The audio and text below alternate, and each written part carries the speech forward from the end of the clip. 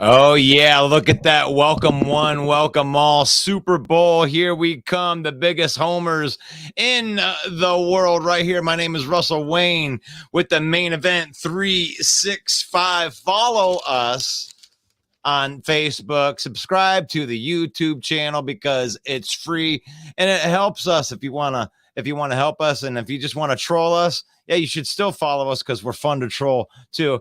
So my name is Russell Wayne, and we are here every morning for the phone sessions. And I am joined this morning right off the get-go with smoking Jeremy B. Like that. How you doing, bro? No applause, just throw money. You are your biggest fan, and we're here to talk about some Lions football. I do have some good topics for today. I've been thinking about a couple things, and I am gonna wait because I do know that Mike is going to be calling here because this is the phone sessions, and we're going to be talking a little bit about the rule changes and stuff. But until then, we might be able to just have some fun when we can make fun of Aaron Rodgers. There's one last time. Aaron Rodgers and Alan Lazard injured at OTA. I don't want to laugh about anybody's injury, but I'm not. The only reason I might laugh at this is because I don't really buy it. What are your thoughts on this injury at OTA for the Packers? No, no, it's not the Packers anymore. It's the New York Jets.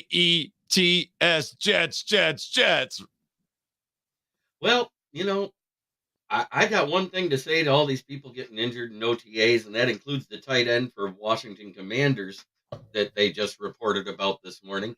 They need some milk. They need some milk. They got to get stronger. That's the best. Chocolate milk, they say, is the best way to stop from having cramps. Aaron Rodgers had leg cramps of some sort. He's going to get checked out, but more than likely it's muscle cramps because he gets dehydrated. And the best source of electrolytes is either Gatorade or chocolate milk. I heard that the best source of dehydration is going into a dark room and finding yourself and becoming one with yourself.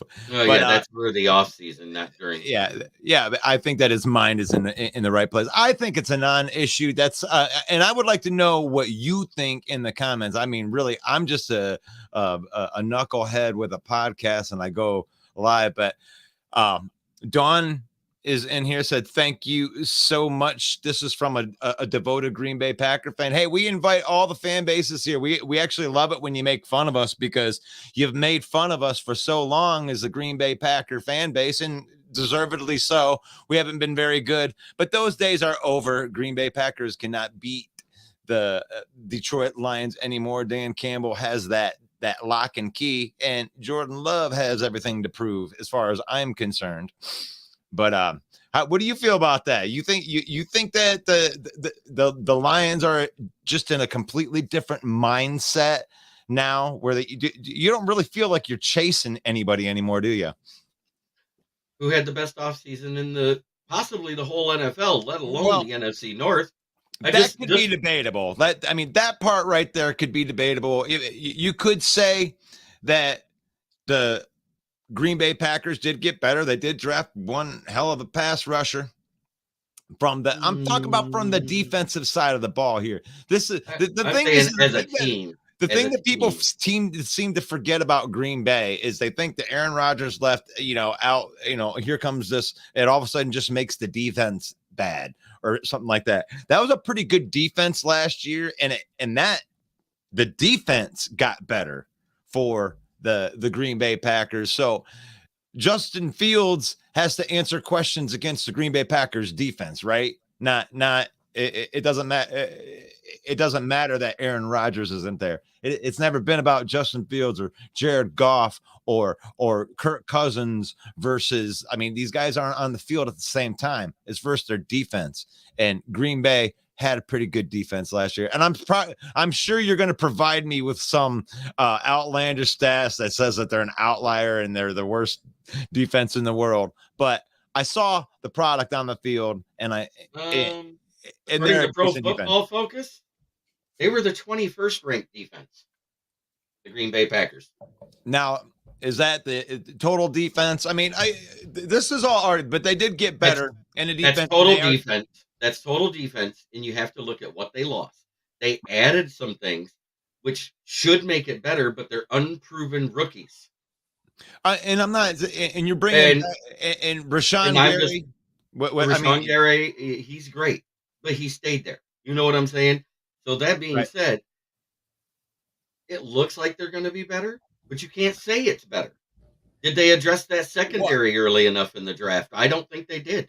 I am just saying that if we're just thinking that we're gonna, I mean, I think that they have everything to prove to us. Like, we beat that team, I thought, with their best punch last year that they're gonna have, and I think that they have to bring it to us. They have to prove that those guys can get through our offensive line. They have to prove that they can stop our defensive line at this problem. But when it comes to a team like Chicago, who is rebuilding also, for them to puff their chests out and think they're just going to go in and get a couple easy wins over the Green Bay Packers.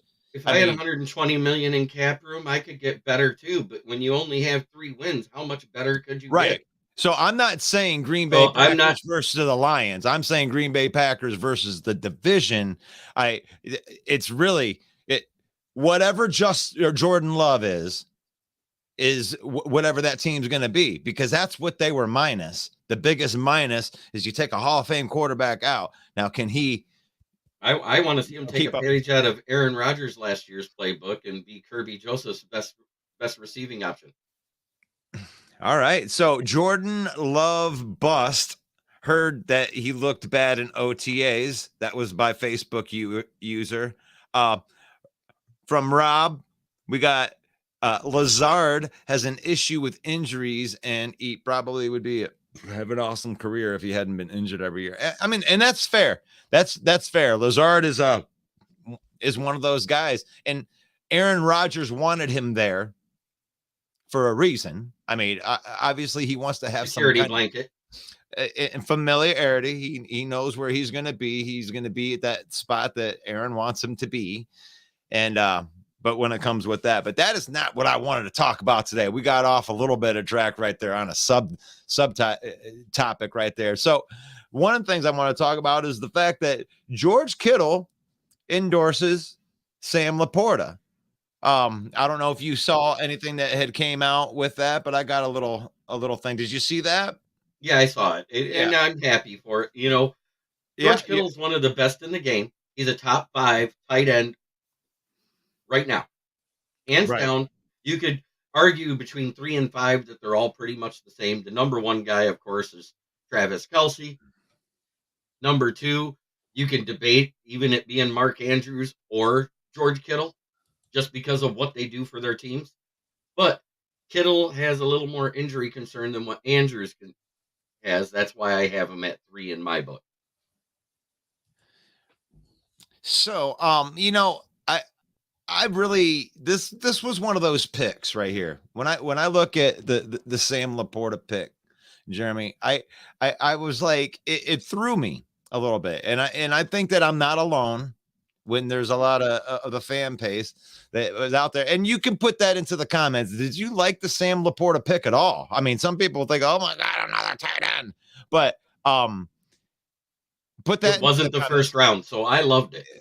So. But now we have a really good tight end, and it's a tight end that he is compared to a lot. I've heard the comparison between Sam Laporta and George Kittle, even coming out before we drafted him, before we became homers for the guy. But this guy is amazing at breaking tackles. All the film that I've watched on him, he looks like he really just looks like a running back with the ball, you know, shimmying and making people miss. Isn't that really just a great security blank for Jared Goff, being just a distributor, somebody that he can get the ball out of his hands quickly to? Yes. I mean, Iowa, Facebook user says it. Iowa is tight end U. I love it. Always have great tight ends. Dallas Clark went to Iowa. George Kittle. TJ Hockenson. The only thing is, what didn't you hear this year about Sam Laporta? Is what we heard about TJ Hockenson coming out. TJ Hockenson, when he came out, we heard he was an extra tackle in the run game. And after we watched him for 3 seasons, we know that's an absolute lie. Yeah. Yeah, and he underwhelmed for sure. And there were moments where he was really, really good, which is why we got a second and a third round pick for him. And who knows? Maybe TJ Hawkinson can, resurrect his. I'm not going to say resurrect because he was always a fringe top 10 tight end with us. When someone says, "Oh, we got ourselves a top 10 tight end," I'm like, yeah, he's like 10. He's 10 to 15. Yeah, 10 to 15. That's where he's at. You could argue that he was 5 to 10 in some circles, but I'm not going to go there. I'm not here to do that. Iowa being the tight end university. I mean, that's pretty good company that you're in right there. Dallas Clark and TJ Hawkinson and he was. I love about Sam Laporta. Right. Well, I love about Sam Laporta. He led the team in receptions. He led the teams in yak yardage and broken tackles. He led all of NCAA in broken tackles. I mean, think about this, Jeremy. The fact that he is from Iowa and he's mentioned in one of the top offensive players in the nation says it all. Because you're a Michigan fan, I'm an Ohio State fan, but we've both played Iowa. So, and we know that Iowa is just notoriously known for just nasty defenses that, and they win all of their games 9-7 and 5-3. And it's not known for anything offensively. But when you look back to that tape, man, that dude was it. They were handing him the ball. He was doing wildcat stuff. He was running around the side, coming out of the slot, coming out of the X, coming out of the backfield. Like, they were using this guy all over the place because he was it. That was it. They had no running back. There was nobody to throw him the ball. Like, it was all quick stuff. And gosh, I feel like this is a sleeper pick because of this, because he's going to go from that to where he's going to have all kinds of opportunities in this offense with a quarterback that is actually really good at distributing the ball quickly at the line of scrimmage to running backs, to tight ends coming out of the backfield, and Amon-Ra St. Brown. Zip. That's what Goff's good at, sitting in the pocket and, trying to evade people, making shit happen after the play. Yeah, you say trying to evade people because not many got through to him. Right.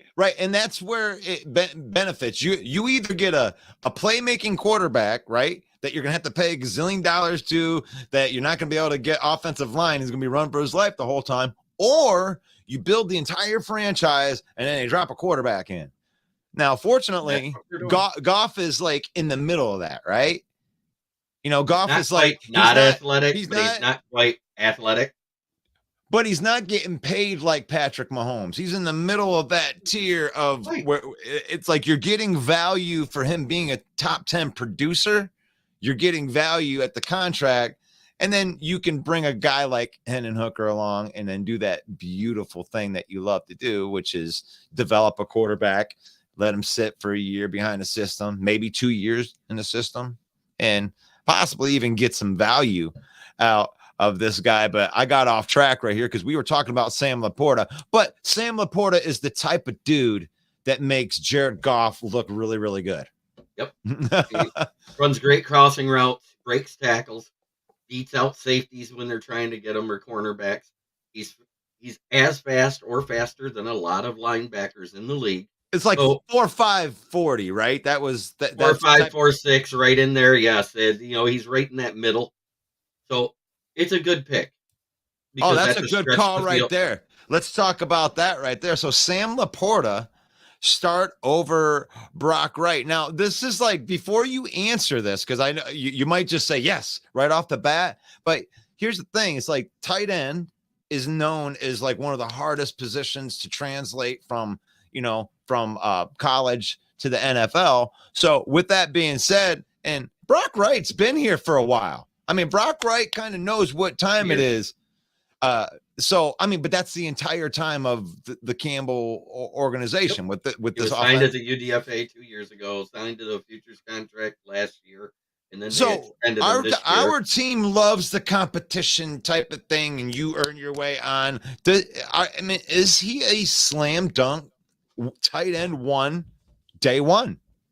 You will know immediately if it's a passing or running game play coming up. If Slam Laporta's in, it's a passing play. If Brock Wright is in, it could be either because he's the better blocker. Right. So that lends to the argument that Brock Wright is probably going to be the tight end one. But here's the thing that was said about Sam Laporta in the rookie OTA and the OTAs was he wasn't lining up just in the tight end slot. He was like 30% of his snaps were coming out of the slot and the X, and it's like they're planning on using this guy. And when you think of him not as a tight end, and you out there too, I want to know what you really think about this. But if you think of Sam Laporta, let's just say, for instance, that he was a wide receiver coming out of the University of Iowa. Let's do the same measurables. Let's really look at this. Excellent at breaking tackles.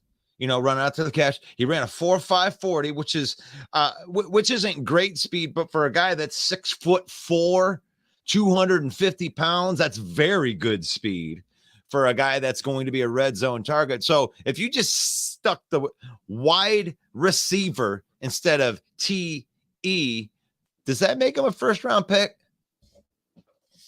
No, you don't think? I mean, Sam Laporta was not going to be a first-round pick. The only tight end that had a chance of being the first-round pick was Michael Mayer out of Notre Dame because he blocks and receives and does well.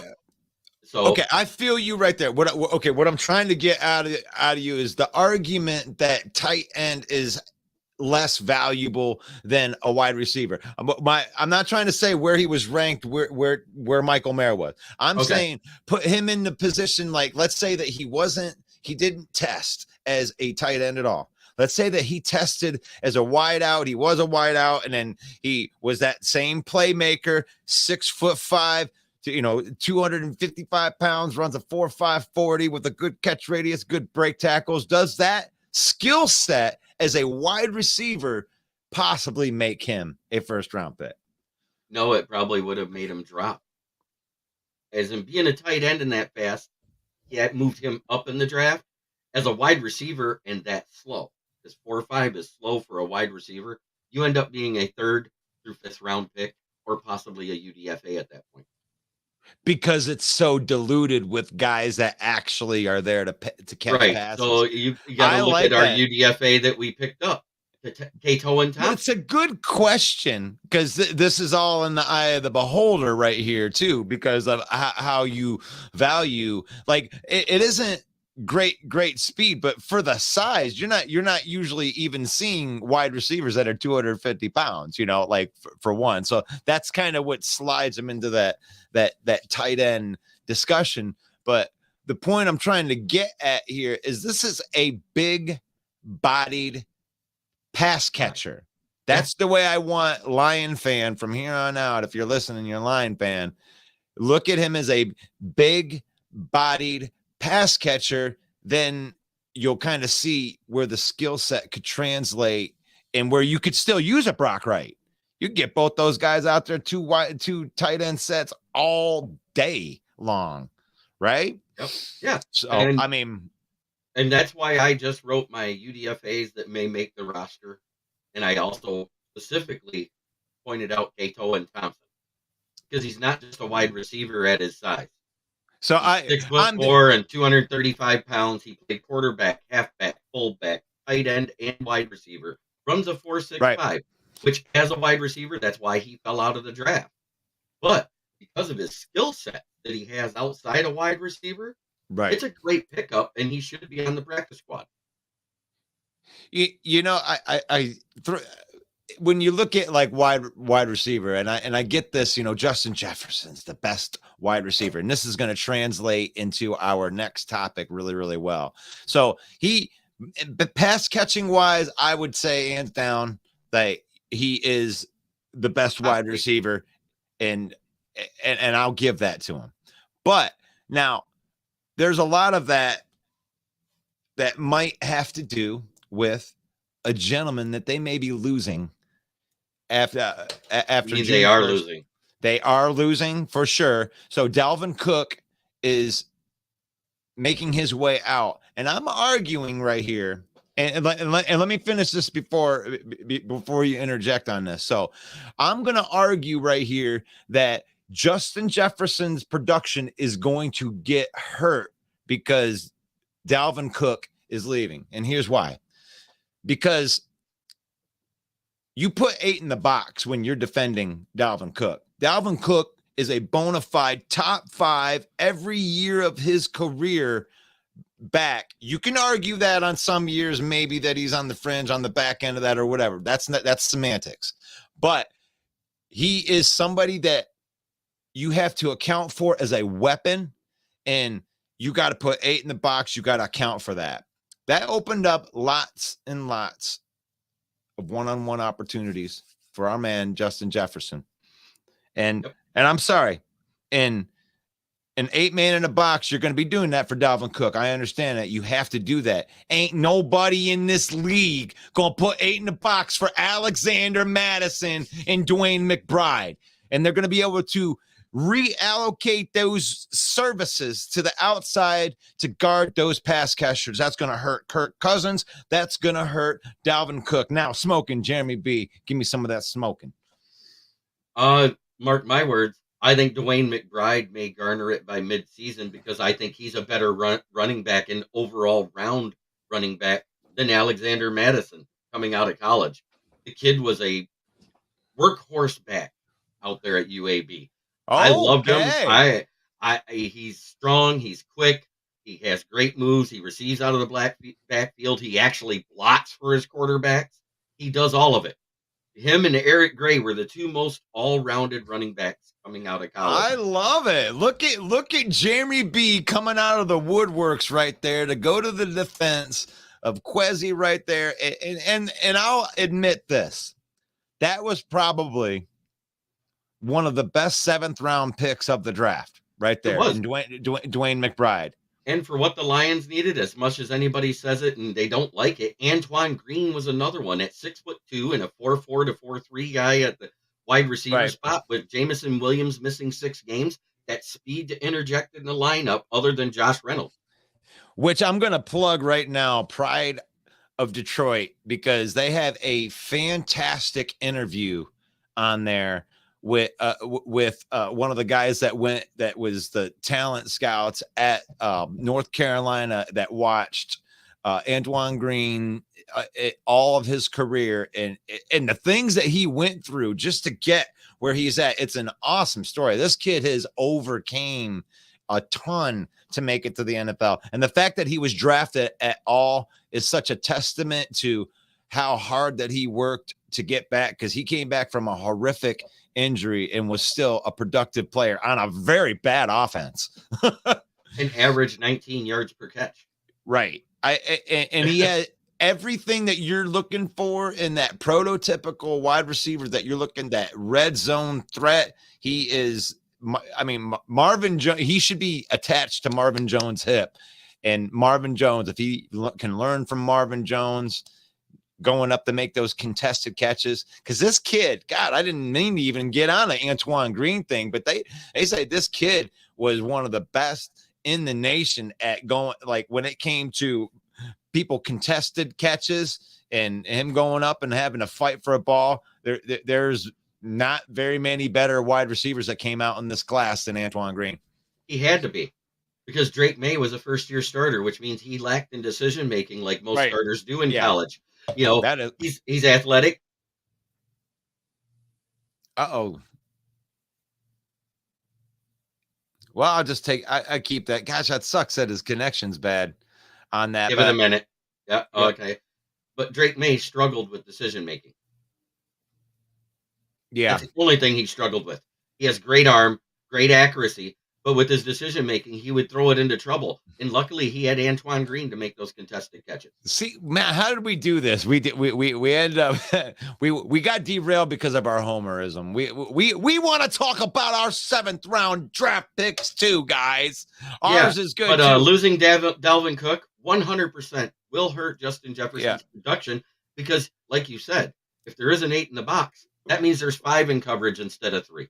So, okay, so we'll throw that out there. I mean, this is the main event 365. We do cover the entire NFC North. So I know that there is a Viking fan that's out there, even though you're in witness protection. If you want to come out and you want to say something good about your team, like, make it make sense right there. Make it make sense. Why wouldn't that hurt Justin Jefferson's production? Why wouldn't that hurt Kirk Cousins' production? Because the threat of the run has to be there. I mean, that's what makes a good play action. And you ain't got nobody to fear. I'm sorry, I like Dwayne McBride too, but there ain't no NFL defenses that are going to start scheming this guy from day one. They're going to be scheming more guys on Justin Jefferson, and they're going to say, run at me, bitch. Mark I'm my sorry. Words, because of that, Joshua Addison may have a better year.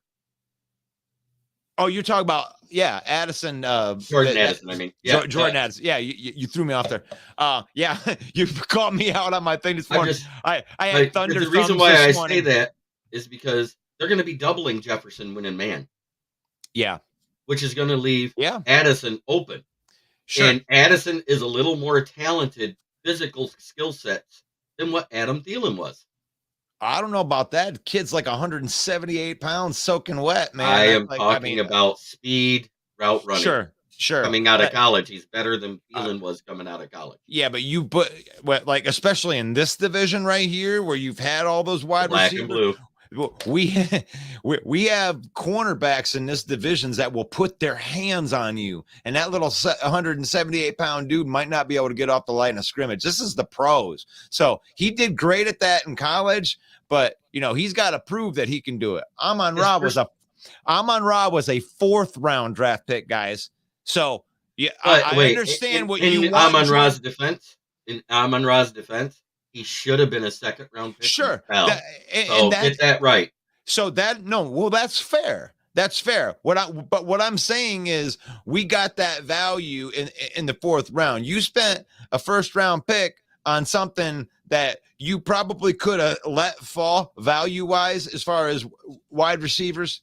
I don't know. I mean, that's a high price to pay when you had the 31st ranked defense and then all of your best defenders went out the door. So you're worse. You're worse on defense, and you drafted a wide receiver. If I'm a Minnesota Viking fan, I'm feeling like, 3rd year of Matt Patricia Lion fan at this point. Like, but it's only 2nd year of Kwesi. Yeah. So, but I'm feeling as bad because even the 1st year of Patricia was a 9-7. Like this whole Kwesi experience, it looked, huh? It was 6 wins.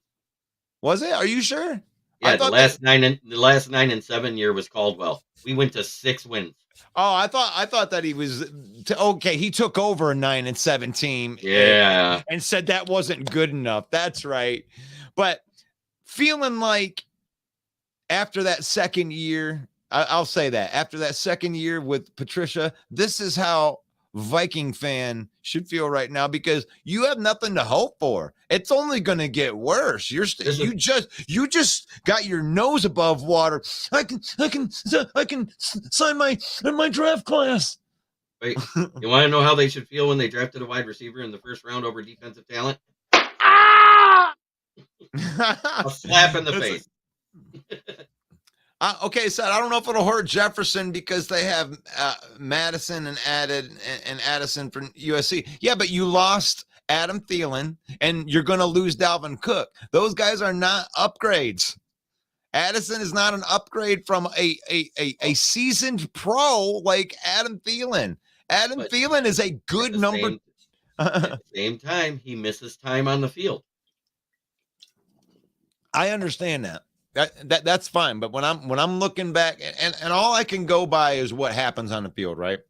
So last year I take my son to this Minnesota game and I'm watching Adam Thielen take Amani Oruwariye to Spanky Town, penalty after penalty after penalty. Everybody did that to Amani Oruwariye when he was in man coverage.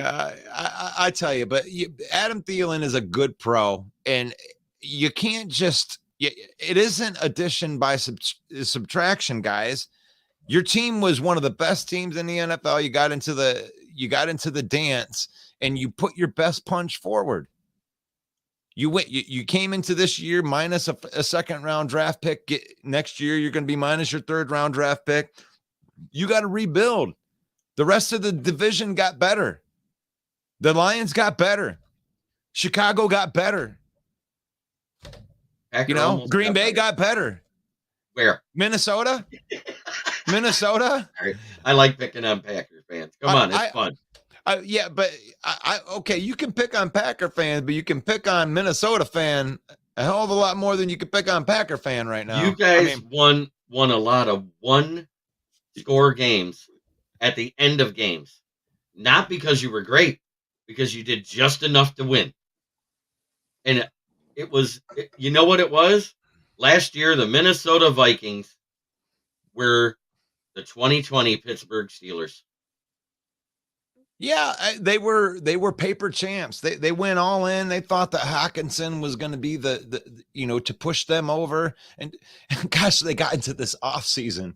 And what they do, you just locked up. You just spent a second round pick on, your future tight end of the future, right? So you get into free agency, and what do? You spend $7 million a year on a blocking tight end. Yeah, because Hockenson can't block. Okay. And now you're going to lose your all-pro running back. You just lost Kendricks, your all-pro linebacker. You just lost Zadarius Smith. For a bag of chips and a thing of popcorn. You just downgraded your secondary from Patrick Peterson, who is maybe one of the greatest cornerbacks of all time, to a really good slot corner in Byron Murphy.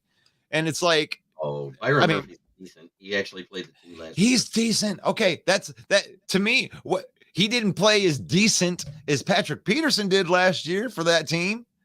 Like, go check those PFF stats. I know you could roll your eyes at me, but I know I checked that one out. I was looking at that one. They downgraded their secondary by bringing in Byron Murphy over Patrick Peterson, and they paid more money. And they paid more money for the guy. You paid more money for Byron Murphy for the potential of a really, really good player that might be ascending into his best. I like Byron Murphy myself. I didn't think we'd get Cam Sutton. That's who I wanted for the Lions, was Byron Murphy. But here, maybe they should have signed Patrick Peterson with Byron Murphy because they played together. Maybe that would be a smart move. Maybe they should have both of these guys. Here's what I want to say about Byron Murphy. You want to know what I think of him? When I see him, I see exactly what we got out of the Houston Texans when we signed Glover Quinn. A cornerback that could move to free safety. Right. And I'm sorry. I love you, Robin. Robert, I appreciate your comment right here. And I'll tell you how Green Bay got better. They got better on defense again. They drafted another pass rusher in the first round. You can never have enough pass rushers, and I think a lot of people would agree with that. And then in the second round, they were able to get two tight ends that were one of the top 5 ranked tight ends, and they were able to get another wide receiver. So they improved their pass catching room. And then in the late rounds, they did very good in the late rounds when it came with getting defenders and getting value at their defenders, like guys like Carl Banks. And then I can't remember that they got a safety. Johnson, Antoine. I can't remember. Anthony Johnson. Yeah, and Anthony Johnson from Florida State. I mean, that kid had a second round grade. So the Green Bay. Here's the thing. No, Anthony Johnson was a 4th round grade. Antonio Johnson was Antonio Johnson. That was second round grade. There's a big difference. So Green Bay got better. And here's the thing with Green Bay. If there's any question about Green Bay, it's your defensive coordinator. It's Joe Barry. I mean, here you got Gutekunst coming in, and to me, I think he's making miracles happen for this team. And Joe Barry's got first round talent after first round talent after first round talent in the secondary, on the defensive line. And your defense is, like Jeremy said, You're 21st. You're okay. I mean, you might be in the top half of the league. You might be able to make an argument for top half of the league. But with all of those first round picks, you really want to keep employing Joe Barry? Or you think? Is that what you want right there? So how did Green Bay get better? From personnel standpoint, all day long, they got better. But here's the thing. I disagree myself, but I personally think they had the worst offseason in the NFC North, and Minnesota was second. So where didn't they get better? Quarterback. That's the big argument that you can make. You can make a giant argument that they didn't get better. O-line. Their O-line was a top 10 O-line last year. But David Bakhtiari can't stay on the field. Neither can a couple of other guys, and they didn't do enough to draft the replacements for these guys coming in that are at the end of their careers. So this all remains to be seen, right? So like Green Bay Packer fans, since this is an objective show, so I have to give them their objectiveness right here. So if I'm looking at that team and I'm a Green Bay Packer fan, I say, I'm fine. I'm on O-line. I got these guys. Bakhtiari is going to be fine. He was injured, but he's a super pro or whatever. And we're not worried at all because they've been the elite team. They've been the arrogant. They've been able to puff their chests out for all of the years of the Green. But those times are over, guys. You're 1-3 versus Dan Campbell. Okay? This is the reality. This isn't. What have you done for me lately? I'm sorry. This isn't 2010. The Lions roster is full of a whole bunch of guys that were like 10 in 2010. Like, what's that record again? Yeah. 1-3. It's 1-3. So the Lions have a good reason to feel good about the team. And it's not because of Jared Goff either, guys. We're not jacked up beating our chest because we think that Jared Goff is going to just be this guy that's like Patrick Mahomes. No, they have surrounded Goff. It's everybody else. Jared Goff is like that guy that you're going to love to hate, Green Bay. You're going to be like, I hate that stupid look in his face because he's surrounded by a bunch of guys with like, those Letterman jackets, like the school Letterman jackets. Frank Ragnow, he's sitting there with Jonah Jackson and Vaitai and Penei Sewell. He's like, oh, you got a problem? Why don't you talk to my boy over here, Penei Sewell? If you got a problem with me, then you got a problem with him. Yeah. What are you going to do about it? Nothing. There's nothing you're going to do about it. There's not a defensive line in the NFC North that the Lions should be scared of with that offensive line. Green Bay is a top 10 offense and the defense on paper, but they never play like that until the end of the year. Okay. A top 10 offense. Don't know about that yet. We're going to see how Jordan Love plays. And I'm not assuming that he's going to be bad.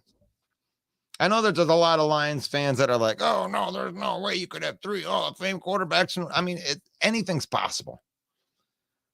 I'm wishing that, right now, anything's possible. Like bad connections.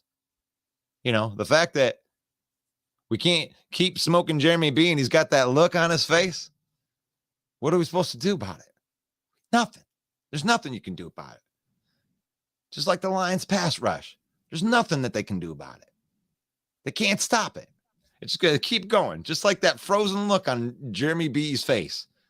It's not going to go away. He's back. Okay. Jeremy B's came back from the frozen tundra. I switched to the mobile hotspot because I got stuck in a frozen Wi-Fi. But I'll be right back. Empire. The evil empire. Bill the Packer fan. Playing tricks on me, freezing Jeremy B's face, using that frozen tundra.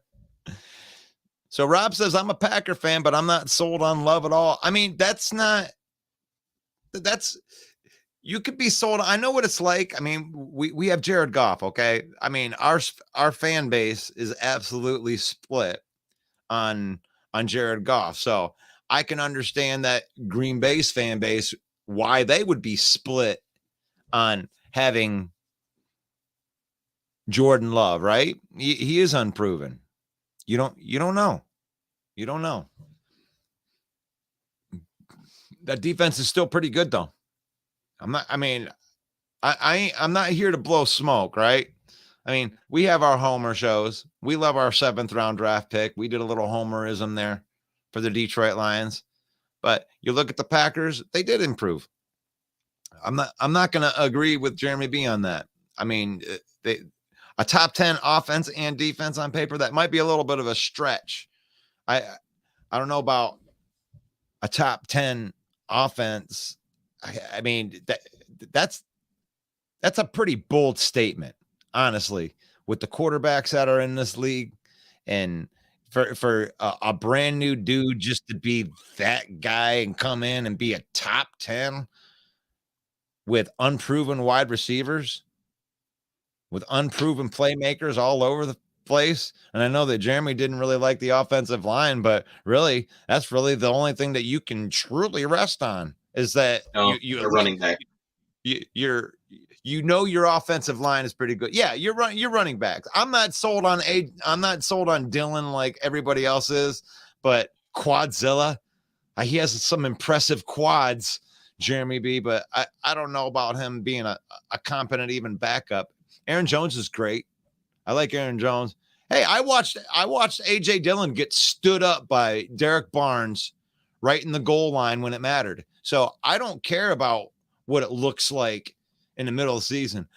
One thing that we're learning about the Lions is they have guys that in the biggest moments that are as cold as ice, like that will just put the damage to you, and they don't care how big the moment is. Khalif Raymond, like there are unsung heroes on this team that aren't afraid of the moment. And when I watched AJ Dillon get popped right in that goal line on a game-changing play, on a play that mattered, I watched a Lions team that wanted it more. They wanted it more. The big difference at the end of the season from the beginning of the season is these young guys are still developing. So you're talking about year 2 on a linebacker, Derek Barnes, right? He already lost his job to a rookie. Think about that. He lost his job to Malcolm Rodriguez. Wouldn't you try harder and try to get better so you can make those plays by the end of the season? Absolutely. Because you want to stay on this roster. You want to stay on this roster. You want to be here before somebody makes you go, get the hell out. Yeah, so Rob agrees with me. He said they're not going to be a top 10 team on offense this year, but I do believe you when you say that they could be a top 10 team on defense. But they need a lot of. They need. I say could. When I say could, that doesn't mean I think they'll be at best 15. At best 15. Yeah, 15 to I don't 20. think they're going to be good on defense. Better than they were last year. That's better than last year, but I don't think they're going to be a top 10 defense. Even on paper, I don't see that. So Jeremy B is now on record here saying they're not going to be a top 10 defense, and I'm on record. I'm going to say that too. I don't think that they're going to be a top 10 defense or a top 15 defense, but if they are, that means that these guys started playing together. These secondary guys, Stokes, all these guys start playing together well, and Joe Barry actually starts acting like he could be a good defensive coordinator. But so far, I see you get first round talent after first round talent and put out mediocre products. So I think it's the coaching, not the players. I think they have an all-star lineup potentially, but they don't have the right person in place to put all of that together. Right. I mean, points, not puts. Yeah, he thinks that they will be the 31st offense in the league this year, averaging 12.7 points a game. That's what he thinks about Green Bay, his own team. Robert says they're going to be on the field too much to be a top 10 defense. Absolutely. That's exactly why. They're going to be gassed. They may have a young team, but young teams don't start gelling until about week 10. We saw that. Our first year when we got I- everybody and signed all the UDFAs and had them all playing, when did we start to play well defensively?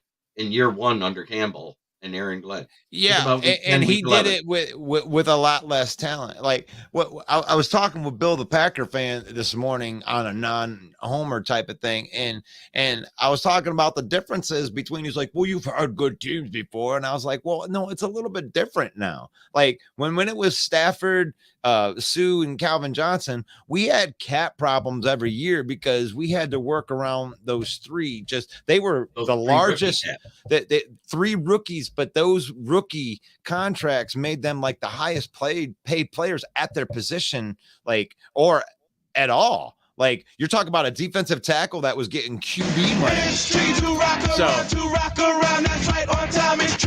Oh, sounds like main event Mike. No, it is not. I am going to have to go hop off here, and I'm gonna have to be up. We're up against it anyway, but this has been a great talk about this. We didn't get to talk about the rule changes. Maybe we'll get to that tomorrow morning on the phone sessions right there. Go ahead and plug your thing because I got to call my wife back. Okay. Follow me on Kneecap Biting with Smoke and Jeremy B. Follow my Facebook page, Motor City Kneecap Biters. I'm also a part of NFC North the Huddle. And you can also follow my writings on SouthFloridaTribune.com under the Motor City Tribune heading.